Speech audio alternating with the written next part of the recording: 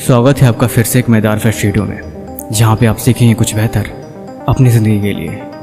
चीन के एक छोटे से गांव में एक लड़का अपनी दादी के साथ रहता था। उसका नाम शियांग था। दादी अक्सर उसे उस नगर के बारे में बताया करती थी, ढेर सारी कहानियाँ सुनाती और उस नगर के छोटे छोटे राज, कौन सी जगह पे क्या है, इन सब के बारे में जानकारियाँ देती रहती थी। लेकिन शियांग को शुरू से बहुत शौक था पहाड़ों पे चढ़ने का, नई जगहों पे जाने का। लेकिन दादी उसे हमेशा रोकती कि अभी तुम्हारी उम्र छोटी है, अभी तुम्हारा कहीं भी जाना खतरे से खाली नहीं है, इसीलिए तुम अभी घर पे रहो। लेकिन शियांग अपनी दादी की एक भी नहीं मानता।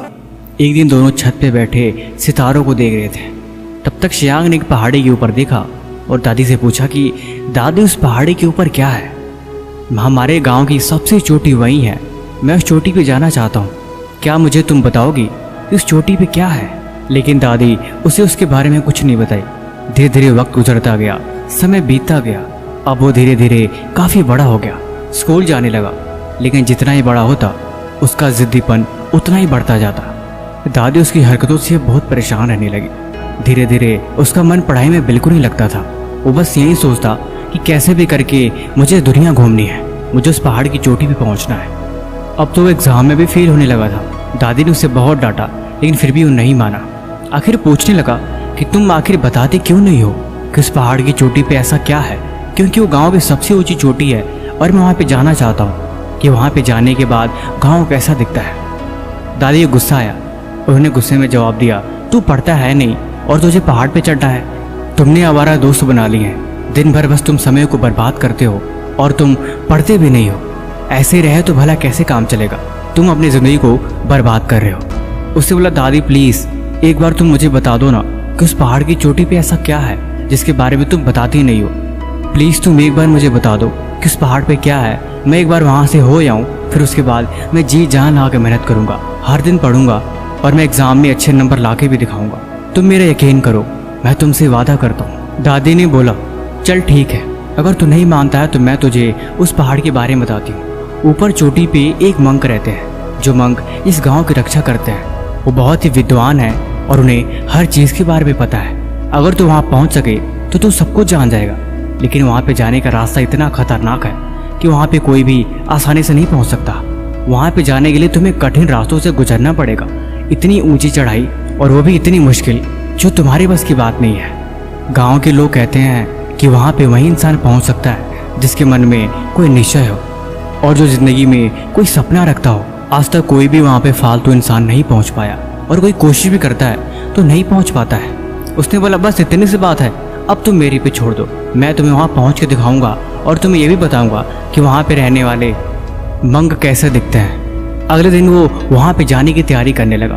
अपने दोस्तों को बुलाया और सबको समझा दिया कि कल सुबह मैं पहाड़ पे चढ़ने की तैयारी करूँगा। लेकिन उसे वहाँ का रास्ता नहीं पता था। उसे नहीं मालूम कि पहाड़ के किस छोर से वहाँ की चढ़ाई शुरू करते थे। उसका एक दोस्त था जिसके पास कंपास था, जिसकी मदद से वो यात्रा की जानकारी लेके वहाँ पे जा सकता था।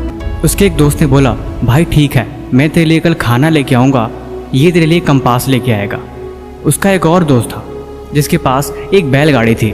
उसने बोला, ठीक है, मैं तुझे थोड़ी दूर तक उस बैलगाड़ी पर तुझे छोड़ दूंगा, जिसकी मदद से तू थोड़ी दूर तो कम से कम आसानी से जा सकेगा।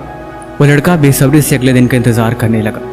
अगले दिन जब सुबह हुई, उसने अपने बैग में ढेर सारी चीज़ें भर लिया ताकि उसे रास्ते में कोई दिक्कत ना हो, और चढ़ने की पूरी तैयारी उसने शुरू कर दी।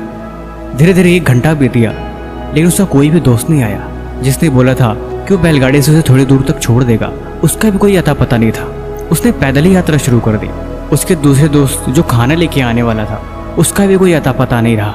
अब उसे और चिंता होने लगी कि मैं खाऊंगा क्या और पहुंचूंगा कैसे, और बिना खाए मैं जाऊंगा कैसे।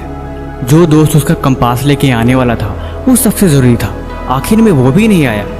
अब तो उसे दिशा का भी ज्ञान नहीं था कि कौन सी दिशा में जाना है और कैसे जाना है। अंत में बिना किसी के सहारे के उसने जैसे तैसे करके चढ़ाई शुरू करी।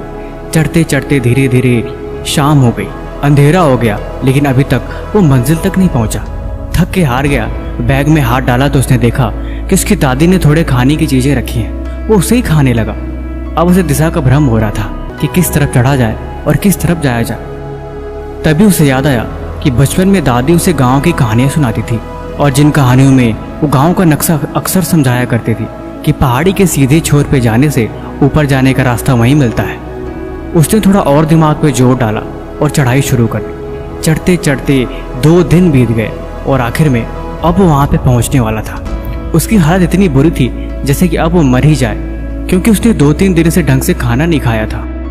आखिरकार वो कैसे भी करके पहाड़ की आखिरी छोर पे पहुँच गया। वहाँ पे उसे एक मंक दिखाई दिए जो बहुत ही शांत धीर होकर तपश्चर्या करे थे। उनको देख के उसकी आंखें चकरा सी गई। उन्हें बैठ कर देखता ही रह गया कि उनकी आंखें खुले, वो उससे बात कर पाए। काफ़ी देर बाद जब उनकी आंख खुली तो उन्होंने पूछा कि तुम यहाँ पे क्यों आए हो। उनके इस सवाल ने ऐसा मानो जैसे उसके अंदर बदलाव ला दिया हो। वो बिल्कुल स्तब्ध रह गया।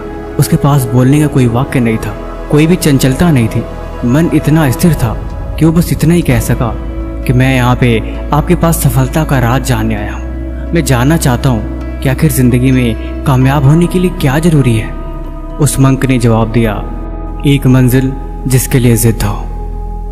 मैं यहाँ से देख रहा हूँ कि तुम जब चले थे तुम्हारे साथ कई दोस्त भी थे जिनके भरोसे तुमने यात्रा शुरू करने की सोची, लेकिन अंत में किसी ने तुम्हारा साथ नहीं दिया। आखिरकार वही चीज़ें काम आई जो तुम्हारी थी, तुम्हारी सोच, तुम्हारी मेहनत, तुम्हारा संघर्ष और अंत में तुम्हारा ज्ञान। तुम्हें दिशा का ज्ञान था क्योंकि दादी ने तुम्हें दिशाओं की कहानी सुनाई थी। उसी कहानियों के सबक से तुम्हें यहाँ के रास्ते पते थे जिसकी मदद से तुम इस पहाड़ की चोटी पर पहुँच सके। दूसरा, तुम्हें यकीन था कि वो दोस्त तुम्हारी मदद करेंगे, आधे दूर तक भी छोड़ देंगे तो तुम्हारा काम बन जाएगा, लेकिन ऐसा कुछ नहीं हुआ। जीवन का यही सत्य है, अगर मंजिल तुम्हारी है तो उसकी तैयारी और उसे पूरा करने की जिम्मेदारी तुम्हारी ही होती है। यहाँ पे कोई तुम्हारा साथ नहीं देता, इसीलिए ज़िंदगी अपने भरोसे जीना सीखो। तुम पहाड़ पर सिर्फ इसलिए चढ़ सके क्योंकि तुम्हारे मन में पहाड़ की चोटी थी, ये तुम्हारा लक्ष्य था और इसी मकसद से तुम इस पर चढ़ रहे थे। तुम इस पहाड़ पे इसलिए नहीं चढ़ पाए क्योंकि तुम्हें मुझसे मिलना था। तुम इस पहाड़ पे इसलिए चढ़ पाए कि तुम्हारे मन में बार बार इस पहाड़ की चोटी थी। अगर ऐसा नहीं होता तो तुम इस पहाड़ पे कभी चढ़ नहीं पाते। इसलिए जीवन में एक मकसद का होना जरूरी है। मकसद के बिना यहाँ किसी भी जीवन का कोई अर्थ नहीं। तुम जीवन में क्या सीख सकते हो, क्या जान सकते हो, क्या समझ सकते हो, वही तुम्हारा अपना है। इसीलिए हमेशा खुद को काबिल बनाओ, खुद पे इन्वेस्ट करो। जो भी सीख लोगे वो तुम्हारा है, जो भी जान जाओगे वो तुम्हारा है। और तुमने जो कुछ भी सीखा है, तुम्हारे दिमाग में जो कुछ भी भरा है वही तुम्हारा है और तुम वही काम कर पाओगे। इसीलिए ये उम्र सीखने की है। मैं देख रहा हूँ कि तुम आगे चल के एक बहुत बड़े पर्वतारोही बनोगे। तुम बहुत बड़े पहाड़ की चोटियों पर पहुँचोगे और इसके पीछे सिर्फ एक ही मकसद होगा, तुम्हारी आगे बढ़ने की चाह, पहाड़ों पर चढ़ने की उम्मीद। यही चीज़ तुम्हें आगे बढ़ाएगी। इसीलिए कहते हैं दुनिया को छोड़ो, खुद पे ध्यान दो, खुद को काबिल बनाओ, खुद की कमियों को दूर करो, खुद को हर वक्त व्यस्त रखो, मन को हमेशा कुछ सीखने में लगाओ। हर दिन कोई नई चीज़ें जानो और हर दिन कुछ नया सीखने की कोशिश करो, क्योंकि यही आदत आपकी ज़िंदगी बदल के रख देगी, जिसकी मदद से आप कामयाब बन पाओगे। बाकी ये कहानी कैसे लगी आप हमें कमेंट बॉक्स में ज़रूर बताएं, और किसी भी तरह का सवाल है तो आप वो भी हमसे पूछ सकते हैं। तब तक मिलते हैं एक और नई वीडियो के साथ अगले दिन। धन्यवाद।